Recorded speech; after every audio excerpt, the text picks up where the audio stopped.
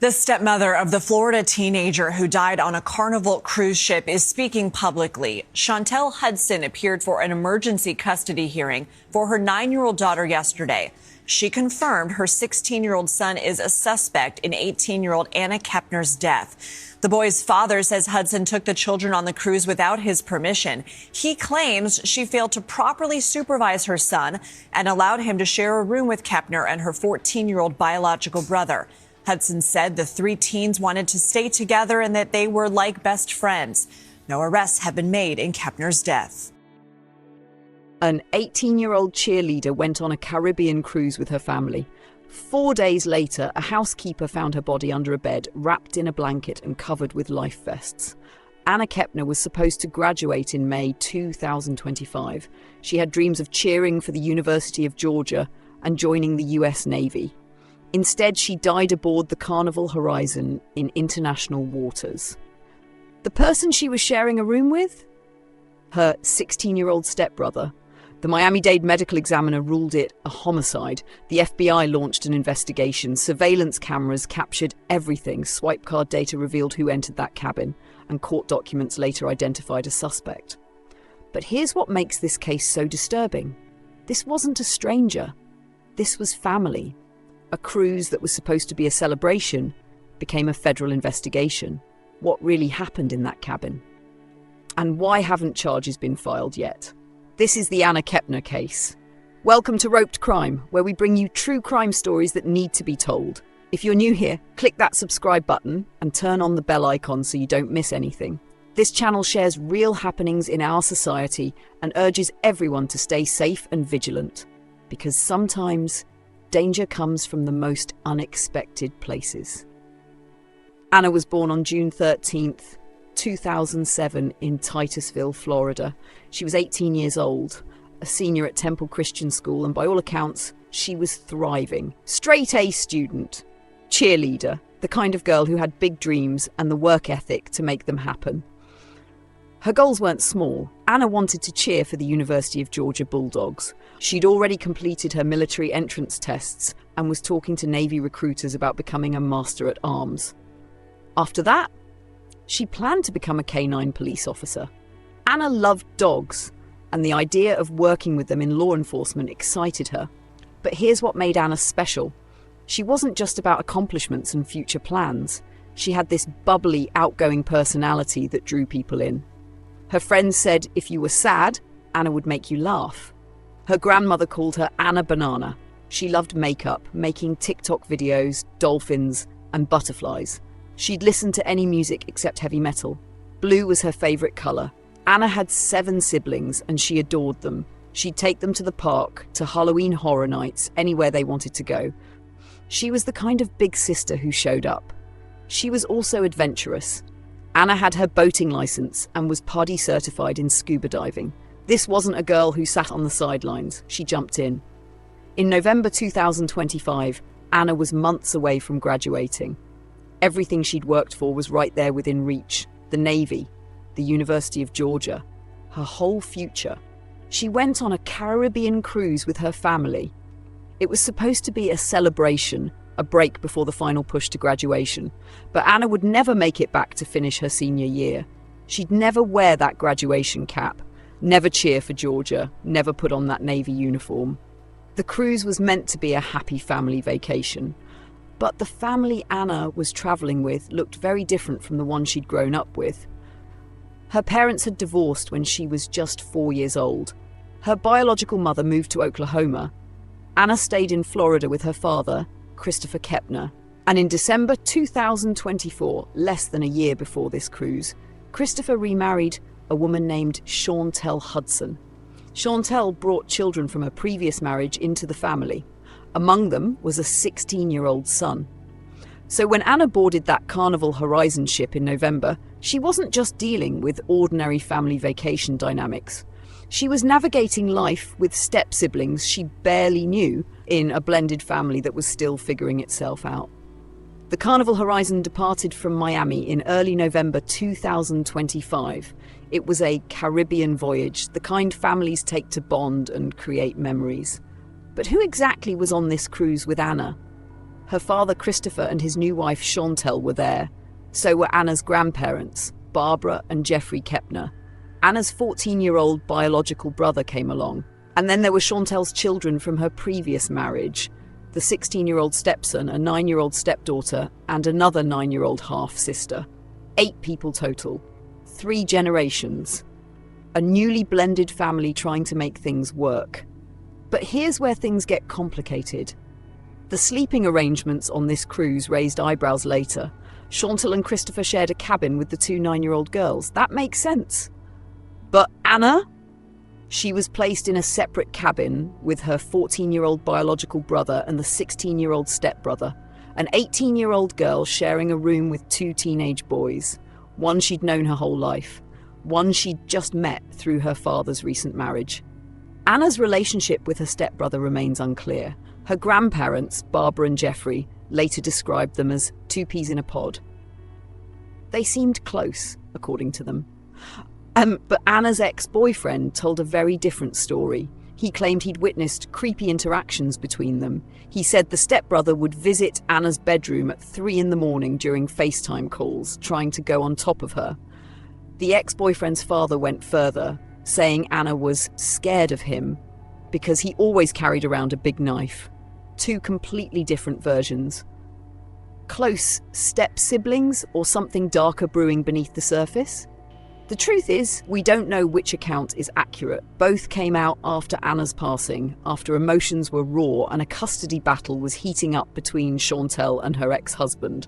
Court testimony would later reveal tensions, accusations, and conflicting narratives about supervision and safety. But on that ship in early November, none of that had exploded into public view yet. The family was on vacation. The Carnival Horizon sailed through the Caribbean, and somewhere during those days at sea, something went terribly wrong in the cabin Anna shared with those 2 boys. The cruise was winding down. The Carnival Horizon was in international waters, making its way back toward Miami. Families were packing their bags, preparing to disembark. For most passengers, it had been a relaxing Caribbean getaway. But in one cabin, the vacation had ended very differently. November 7th, 2025, 11:17 in the morning. That's when Anna Kepner's life ended, according to the Miami-Dade medical examiner. The next morning, November 8th, a housekeeper entered the stateroom to clean. She wasn't prepared for what she'd find. Anna's body was under the bed, wrapped in a blanket, covered with multiple life vests, as if someone had tried to hide her or maybe didn't want to see what they'd done. The housekeeper immediately alerted ship security. The ship returned to Port of Miami on schedule that day. But this wasn't a normal disembarkation. The FBI was waiting. When someone passes away in international waters and they're a US citizen, the FBI has jurisdiction. This was now a federal case. The Miami-Dade medical examiner's office took Anna's body for examination. At first, they kept the cause private, citing an ongoing investigation. But eventually, the death certificate revealed what investigators already suspected: homicide, caused by mechanical asphyxia at the hands of another person. Sources briefed on the investigation later shared more details. Anna had 2 bruises on the side of her neck, the type of injury consistent with a bar hold, when someone puts their arm across another person's neck and applies pressure. There were no signs of intimate assault, according to preliminary findings. No indication that substances or beverages were involved. Someone had put their hands on Anna. Someone had applied enough pressure to stop her from breathing. And then that person had hidden her body under the bed. The 16-year-old stepbrother was hospitalized immediately after the incident. The reason for his hospitalization was never publicly disclosed. Was he injured? Was he injured? Was it psychological? The family and authorities stayed silent on that detail. After his release from the hospital, he was placed with one of his mother's relatives. He didn't go home. The FBI moved quickly. Investigators began reviewing surveillance footage from the ship's security cameras. They analysed electronic swipe card data to track who had entered that cabin and when. They pulled Anna's cell phone records to examine her communications. They interviewed passengers, crew members, and every family member who'd been on that cruise. Carnival Cruise Line cooperated fully with the investigation, providing all requested footage and data. But the company made it clear there was no ongoing threat to passenger safety. The Carnival Horizon would continue its regular sailing skill. Anna's body was released to her family. They chose cremation. Blue flowers and ribbons would fill her memorial service because blue was her favorite color. But the FBI investigation was just beginning, and the family Anna had traveled with was about to be torn apart in ways nobody expected. The FBI doesn't take over cases lightly. When they stepped onto that ship in Miami, they knew they were dealing with a homicide in international waters. No local police department, no state jurisdiction. This was federal from the start. The surveillance cameras aboard the Carnival Horizon became critical. Modern cruise ships have cameras everywhere: hallways, decks, elevators, dining areas. The FBI collected all footage from the days leading up to November 7th. They wanted to see who Anna interacted with, where she went, and most importantly, who entered and left that cabin. The electronic swipe card system told its own story. Every time someone uses their room key, the ship's system logs it, timestamps, entry and exit. The data showed exactly who had access to the cabin Anna shared with her brother and stepbrother. Investigators could track movements down to the minute. Anna's cell phone records were pulled, text messages, call logs. Social media activity. The FBI was building a timeline of her final days, looking for any indication of conflict, fear, or trouble. Then came the interviews. FBI agents spoke to passengers who'd been near that cabin, crew members who'd seen the family, and of course the family members themselves. Anna's father, Christopher, her stepmother, Chantel, the grandparents, Anna's 14-year-old brother, and the 16-year-old stepbrother. But while the FBI was conducting its investigation quietly, something else was happening publicly. A custody battle that had nothing to do with Anna suddenly became the place where details about her passing started leaking out. Chantel Hudson was in the middle of a custody dispute with her ex-husband, Thomas Hudson.